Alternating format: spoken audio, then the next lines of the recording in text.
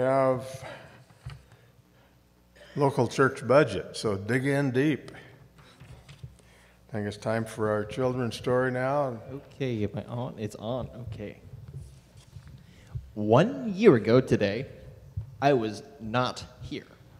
In fact, I was all the way on the other side of the world on the island of Borneo. And I had a few very interesting experiences over there, and this is one of them. So one day, we decided to have a special activity where we took all the boys and we went up behind the camp, which is in the jungle, and went up in between these two mountains. And in between these two mountains was a creek.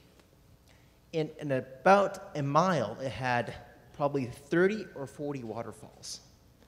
Just lots of waterfalls. So we decided that we were going to go up and hike to this one waterfall that had a little bit of a swimming hole under it. So we hiked up there uneventfully. And we had a great time. I don't know what pictures you've seen of the jungle, but it was just like I always imagined the jungle would be. Steaming hot, humid, birds in the trees, monkeys chattering in the distance. Whatever you imagined, it was pretty much there. We had fireflies that were this long. So coming back, I was bringing up the back of the group with my friend whose name is Christ. And Christ and I were talking and sort of monitoring the progress up ahead. And we heard a shout. And we should have paid attention. But we're like, oh, they shout about everything. I mean, they'd find a weird bug or a fascinating rock, and they'd yell about everything. And then we thought we heard out something. Daddy fell. Like, what? And then we got up closer, and at this point of the trail,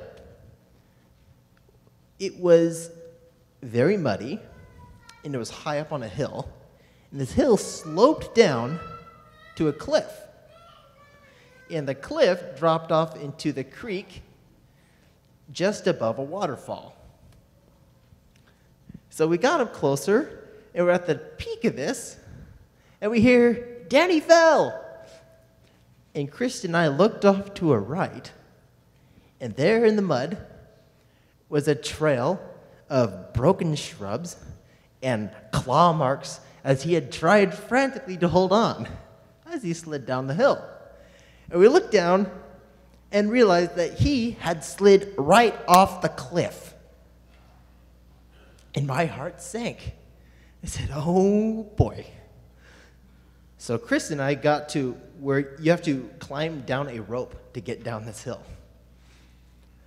We climbed down, and lo and behold, Danny was standing in the creek. He was standing. He had a couple scratches, and he was a little woozy. He'd hit his head. And then that's when our Australian counselor, whose name was Harley, he said, "That was the most mental thing I've ever seen at camp." What had happened is Daniel had slipped in between. We have two ropes for security up there. He'd slipped trying to go from one rope to the next rope. And he had gone down the hill, feet first, and then by the time he had got to the cliff, he had gone off head first onto the rocks.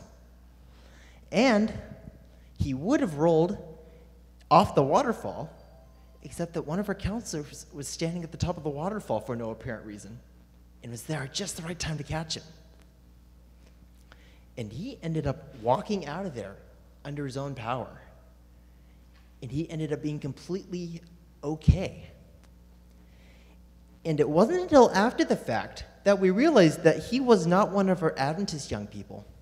He was actually a Catholic that one of his friends had invited to camp. And he had come, and he had learned to have his own relationship with Jesus that week. Now, this whole story reminded me of a Bible verse that you find in Psalms chapter 34, verses 19 and 20. Many are the afflictions of the righteous, But the Lord delivereth him out of them all. He keepeth all his bones. Not one of them is broken.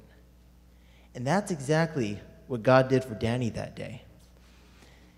And it turned out to be a very good thing for us, because if something really bad had happened to one of them, that camp would have got shut down. And because he survived that fall, they were able to have the second Borneo Young Believers camp this year. And today is actually the last day the campers are going home.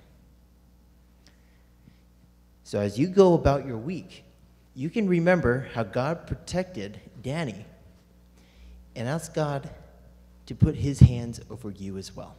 You can go back to your seats.